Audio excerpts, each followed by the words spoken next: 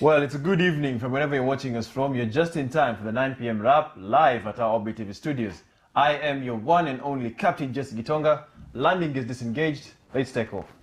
You can join in the coverage live through our social media platforms at Orbit TV Kenya, hashtag the 9 p.m. wrap, or you can reach out to me on my social media platforms at the Jesse Tosh.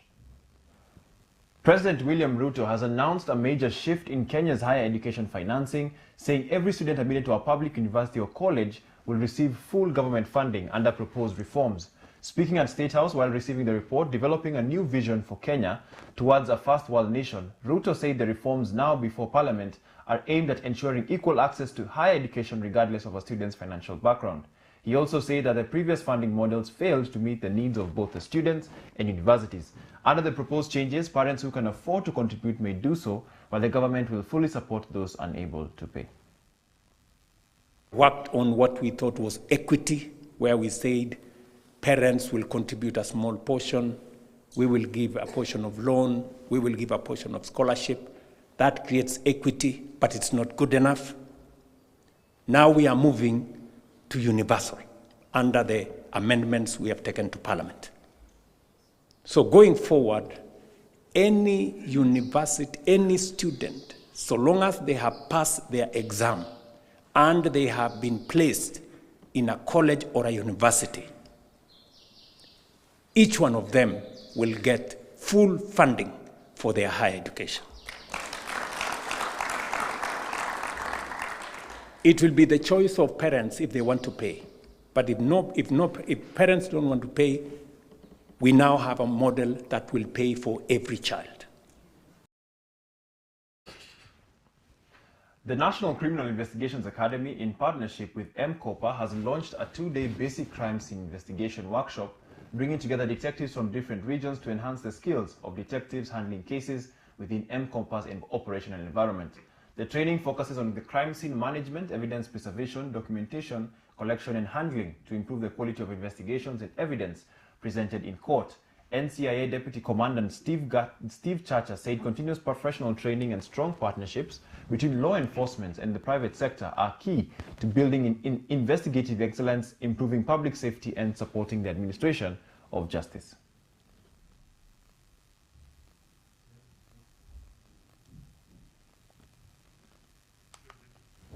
Political temperature continues to rise ahead of the 2027 general election as more leaders are publicly declaring their presidential ambitions and seeking support from different regions of the country. The latest is presidential aspirant Onyango Olo, who has turned to the Mount Kenya region to rally, backing for his bid. Our reporter Mwende Wambua has more.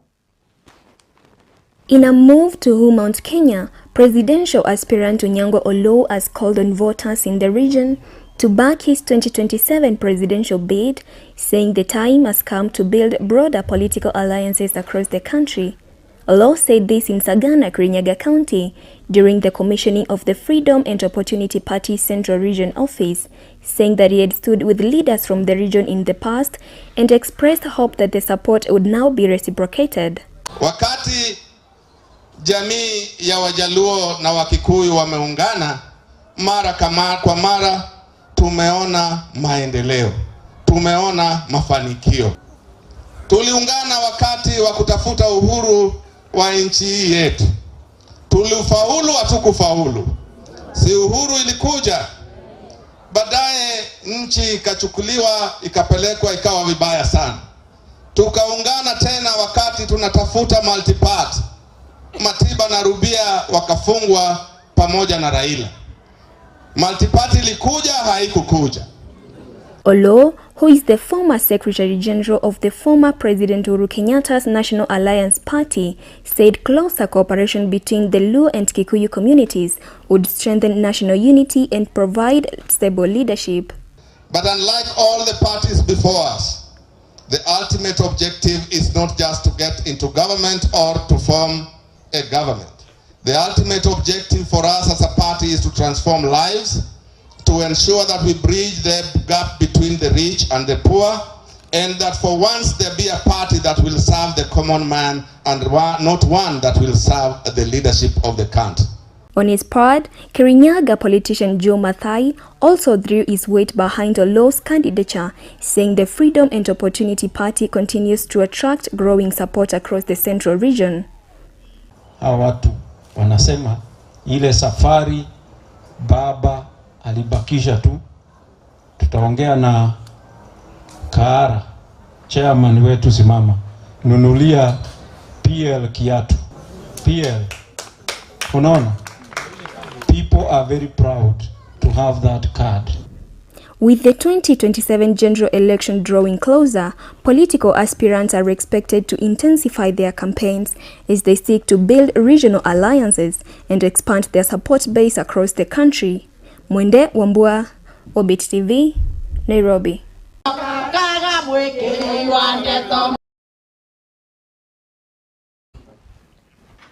A section of political and community leaders in Dadaab have called for peaceful and issue-based campaigns ahead of the 2027 general election, warning that heightened political activity could create security gaps that may be exploited by Al-Shabaab militants.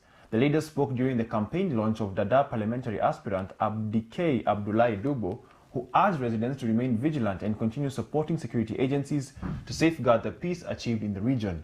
They also called on politicians to avoid divisive clean politics and conduct peaceful campaigns, while reaffirming their support for President William Ruto's 2027 re-election bid. At the same time, the leaders urged the government to prioritize the tarmacking of the Modika Dadaab-Liboi Road and reopen the Kenya-Somalia border, saying the projects would boost trade, improve livelihoods and drive economic growth in the region. We want to also urge our politicians, they should not alter anything that's going to incite the people. We want a peaceful election and campaign to the people. Number two, we also request the government, as they have earlier promised, from the last term of Dr. Tahir, they've assured us that the road from Modika to Liboi or Harhar will be tarmac. That's more than 3-4 years. They have not done that.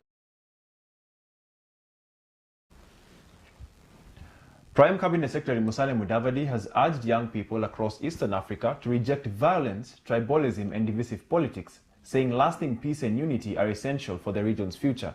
Speaking while representing President William Ruto at the 21st Plenary Assembly of the Association of Members Episcopal Conferences in Eastern Africa, Mudavadi said governments, faith leaders and communities must work together to promote peace, good governance and youth empowerment across the region. In recent times, I would say that one of our most devastating moments, one of our darkest moments, was the post-election violence that ensued after 2007-8 elections. We lost 1,400 young people to violence. Violence from Gunism, violence from bullets, both ways. Let us reform. Let us change. Let us build our nations. Let us bring peace. But let us avoid bloodshed. We have gathered here this week to reflect on the pressing needs of our societies and to renew our shared commitment to peace, justice, and good governance in our nations. The Archbishop of the AIC Church, Paul Kirui, has warned against political violence and ethnic politics ahead of the next general election. Speaking in Kapsoit, Kericho County, Kirui urged leaders to put the interest of Kenyans first and hold accountable those who finance violent gangs. His call was echoed by Kapsoit Ward Representative Paul Chirchir, who urged politicians to stop using young people to spread unrest. He also called on the NCIC to take firm action against the hate speech and ethnic incitement. Well, let's take a short commercial break, but remember to buckle up. We'll be back with more.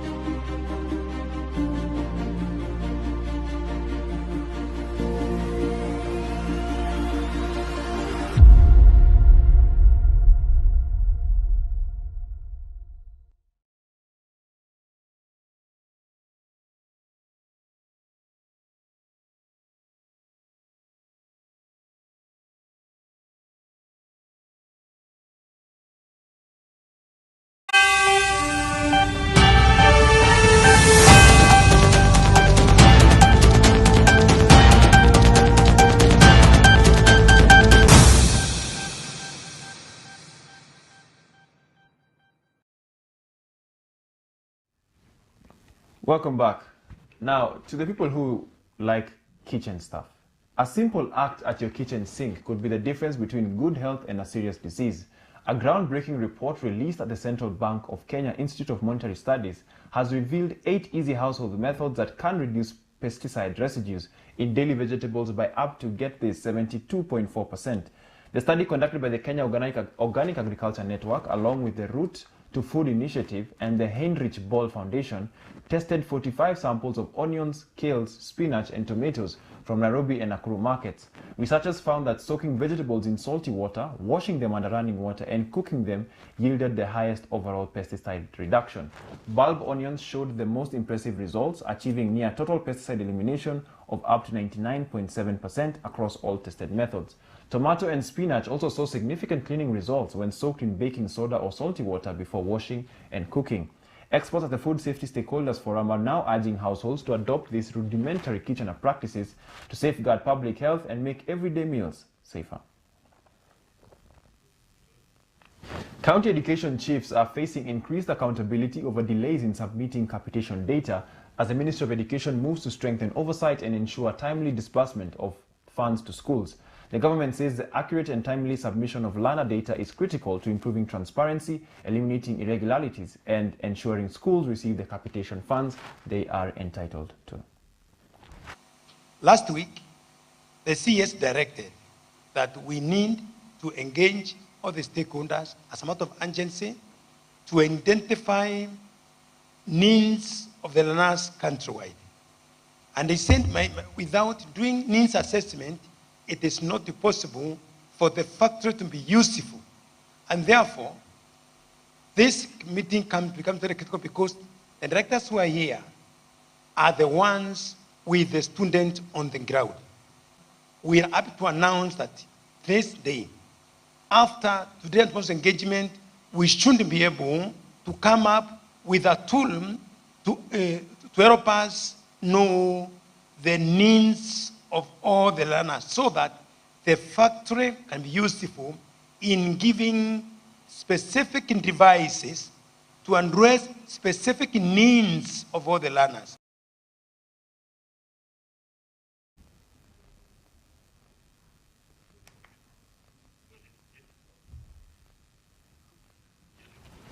The national government has launched the Coffee Revitalization Program in the North Rift as it moves to boost production, expand coffee farming into new regions and revive the country's coffee industry.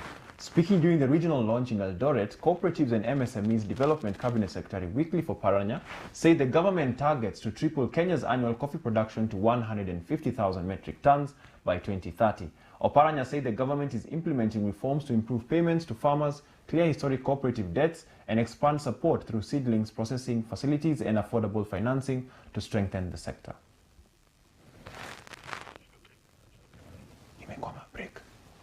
Well, let's take a short commercial break, but we'll be back with more.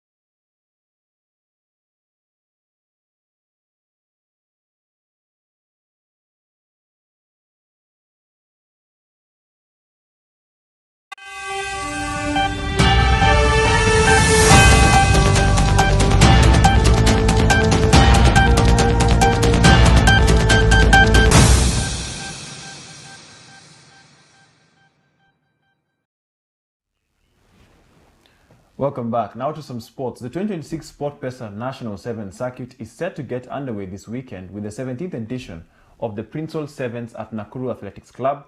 More than 20 teams are expected to compete as organizers promise an exciting start to the new Rugby Sevens season. Over 20 teams have confirmed participation in the 17th edition of the Prince Law Sevens to be held on July 25th and 26th at Nakuru Athletics Club. The tournament will open the 2026 SportPesa National Sevens circuit with organizers promising high-quality competition and adequate security. SportPesa has increased its sponsorship to 34 million shillings, while Tusker has added 1.5 million shillings. Defending champions KCB Rugby will begin their title defense as teams battle for the season's first trophy. My name is Mercy Kabui. I'm here on behalf of SportPesa, but as SportPesa as the title sponsor, this year we managed to double the amount. Last year we were able to come up with 16 million, but this year we've doubled the amount from 16 million to 34 million. And for us, what makes us happy is the fact that it's not just the prize money, but it's for the teams being able to compete against one another and just being able to show the interest. My name is Kevin Odhiambo Mbura, the competitions admin at Kenya Rugby Union. And for the SportPesa National Sevens Circuit 2026, I'm the overall tournament director. We are gathered here at Nakuru Athletics Club for the first draw of the 2026 SportPesa National Sevens Circuit. We reduced the Division 2 from 20 teams to 16 teams, but this was done intentionally to accommodate the women's version of the game. Legacy Football Academy's under-14 team has received a hero's welcome at Jomo Kenyatta International Airport after making history in Sweden. The Young Stars became the first East African team to win the prestigious Gothia Cup Boys Under-14 playoff, a title following an outstanding unbeaten campaign. The Legacy Football's Academy Under-14 team returned to home of heroes, welcoming after winning the Gothia Cup's Boys Under-14 playoff at a title in Sweden. The team won all 9 matches, scored 33 goals and conceded only 2, while Christian Amani was named the tournament's most valuable player.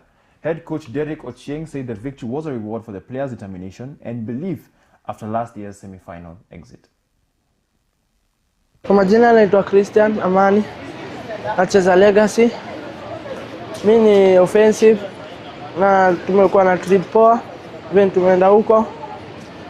Na game pia hazikuwa rahisi, lakini tumejaribu. Tukaweza kushinda tona, tumepiga mabao huko. Tumezungusha huko wazungu mpaka nikapewa most valuable player. Nashukuru sana Legacy kwa venye wanatubuild.